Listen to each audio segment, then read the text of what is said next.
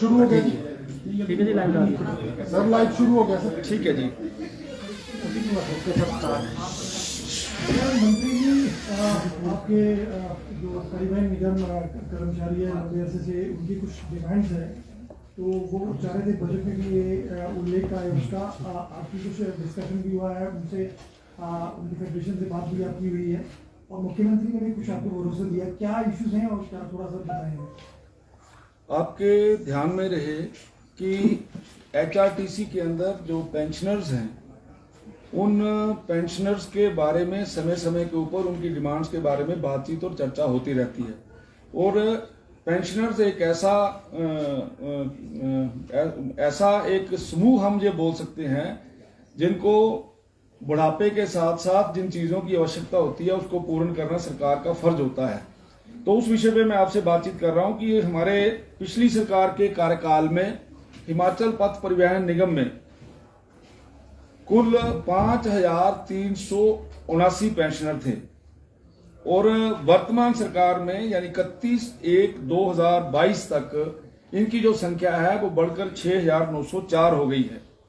आपके ध्यान में रहे कि पिछली सरकार के कार्यकाल में पेंशनर्स के 278 मामले लंबित थे, यानी 278 मामले क्या थे कि जिनको कुछ भी नहीं मिल रहा था। और वर्तमान सरकार के कार्यकाल में यानी 31/1/2022 तक केवल 3 मामले ऐसे हैं जो लंबित पड़े हैं। और पिछली सरकार के समय में इन जो लंबित मामले हैं, इन पे जो अदायगी, जो बैलेंसिंग था, जो देना था उनको, उसका अमाउंट था 12,04,00,000 रुपया। और जो वर्तमान में जो सरकार है, इसका केवल लंबित मामलों का 16 लाख रुपया जो है वो देने को बचा है, बाकी सारे का सारा हमने क्लियर कर दिया है। और वर्तमान सरकार द्वारा हिमाचल पथ परिवहन निगम के जो 177 पेंशनर्स हैं, उनको 5 यानी मई महीना 2021 से लेकर 31/12/2021 तक जो 7 मास का उनका पेंशन और बाकी जो पैसा बनता है, जिसकी जो लगभग 10 करोड़ रुपए के करीब बनता है, उसकी अदायगी भी कर दी है। कुछ जो इनके मेन विषय हैं उसके ऊपर मैं तुलनात्मक आपके आगे रखूंगा कि पिछली सरकार के समय में जो पेंशनर्स हैं, इनको जो डेथ कम रिटायरमेंट ग्रेजुटी मिलती थी, उसकी जो अदायगी हुई थी पिछली सरकार के समय में, यानी 5 वर्षों में वो हुई थी 105 करोड़। और वर्तमान सरकार के 4 वर्षों में ये जो आपकी DCRG है वो 116 करोड़ रुपया है, जो वो इसकी अदायगी हुई है 4 वर्षों में। इसी प्रकार से पिछली सरकार के समय में 5 वर्षों के अंदर लीव इनकैशमेंट जो है उसका अमाउंट 70 करोड़ रुपया बनता था। और आज की तारीख में जो इनका जो अमाउंट है 4 वर्षों का, 5 का उनका 70 बनता था, हमारा 4 वर्षों का 70 बनता है, उसकी भी अदायगी हम लोगों ने कर दी है। जो इनके चिकित्सा बिल थे, उसमें पिछले 5 वर्षों में पेंशनर्स को केवल 7,53,00,000 रुपया मिला था। और जबकि वर्तमान सरकार के समय में इन 4 वर्षों के अंदर हमने 12.23 करोड़ रुपए की धनराशि जो है उसकी अदायगी की है। इसी प्रकार से पेंशन्स और कम्यूटेशन की जो धनराशि का जो बनते आए, वो पिछली सरकार के समय में 408.87 करोड़ बनती थी और उसकी अदायगी हुई थी। और ये वर्तमान सरकार के समय में मात्र 4 वर्षों के अंदर हमने 420.04 करोड़ रुपए की धनराशि अदा की है। इसी तरीके से सभी पदों के ऊपर पिछली सरकार ने अपने 5 वर्षों के कार्यकाल में पेंशनर्स को कुल 592.40 करोड़ की धनराशि की अदायगी की थी, जबकि वर्तमान की सरकार ने 818 करोड़ रुपए की धनराशि की अदायगी की है। मैं आपके ध्यान में ये विषय इसलिए ला रहा हूं कि एचआरटीसी के अंदर जो पेंशनर्स होते थे, उनको लंबे समय तक पेंशन नहीं मिलती थी।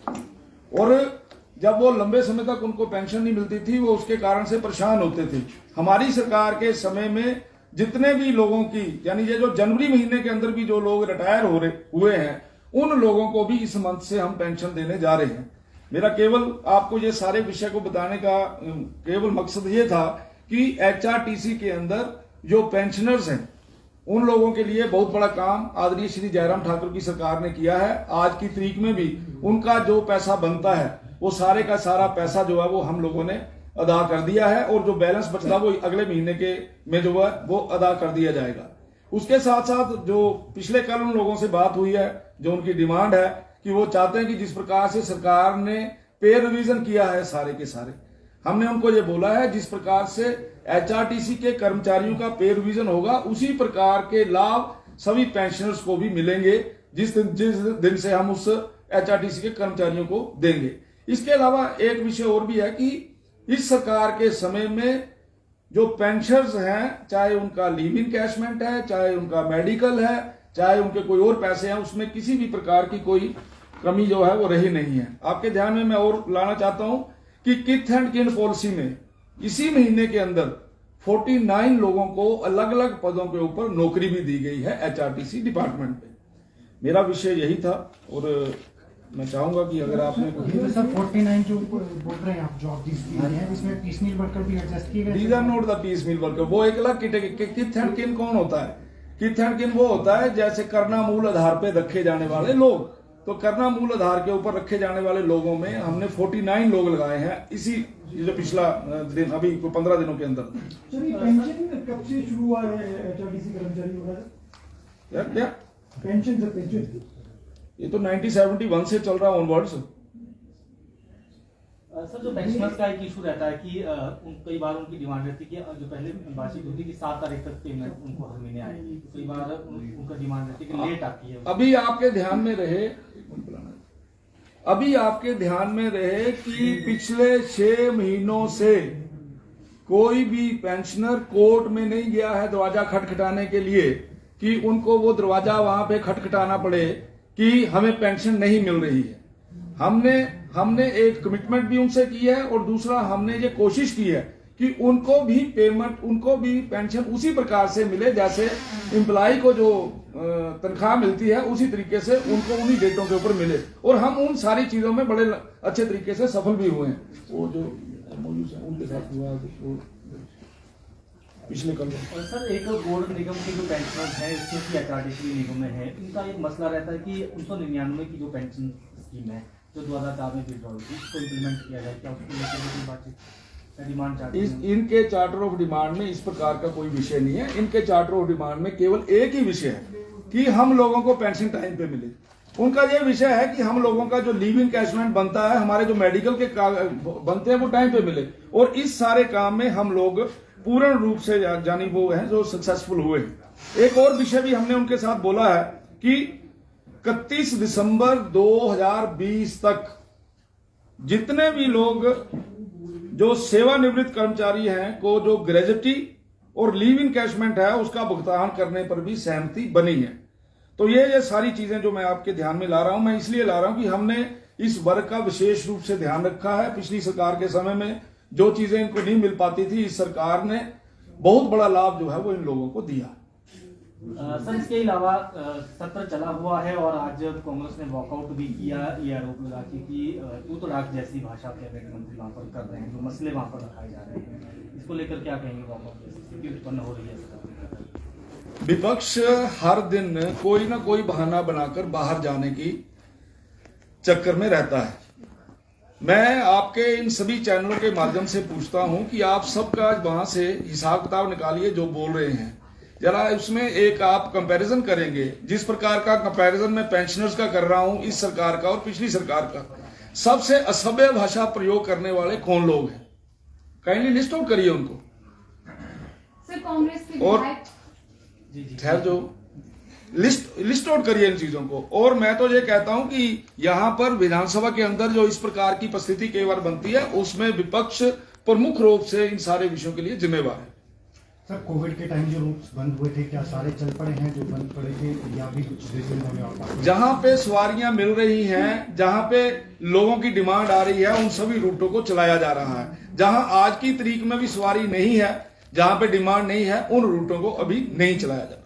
सर कांग्रेस के विधायक संजय अवस्थी ने एक मामला उठाया है सदन में। उन्होंने कहा है कि सीमेंट कंपनियों ने आज तक ग्रामीण क्षेत्रों में वायु गुणवत्ता सर्वेक्षण जो है वो नहीं करवाया है। वैसे तो वायु गुणवत्ता सर्वेक्षण जो है एनवायरमेंटल डिपार्टमेंट का काम होता है, लेकिन प्रश्न आपने मेरे से पूछा है तो मैं आपको एक बात बता देना चाहता हूं कि जहां जहां भी इंडस्ट्री लगी है और जिस इंडस्ट्री के अंदर पोल्यूशन की वायलेशंस होती हैं वहां पर एक पर्टिकुलर एरियाज के अंदर जो उनका जहां तक जो आपके इन्वायरमेंट को खराब होने के स्कोप रहते हैं उन सारे जगह के ऊपर इंस्ट्रूमेंट्स लगाए जाते हैं जिनकी monitoring day to day basis के ऊपर होती है। और अगर कहीं की कोई शिकायत आती भी है तो उस शिकायत को सुना भी जाता है और जो भी सीमेंट इंडस्ट्री कहीं पर भी वातावरण को खराब करती है तो उनके ऊपर उसका यानी क्या कह सकते हैं आप, उनका चालान भी होता है, उनको जुर्माना भी होता है।